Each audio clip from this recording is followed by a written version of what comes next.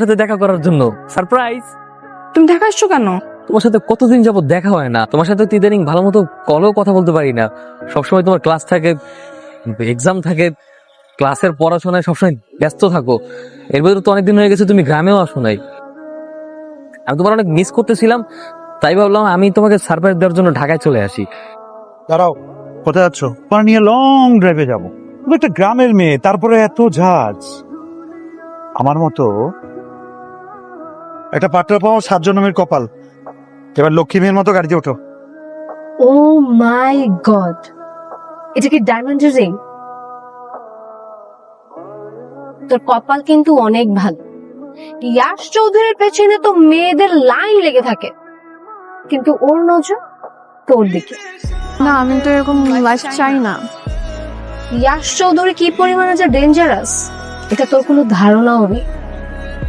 তুই যদি ওর মনের মতো করে চলিস তাহলে ও তোকে রানী বানিয়ে রাখবে, আর যদি ওর মনের বিরুদ্ধে যাস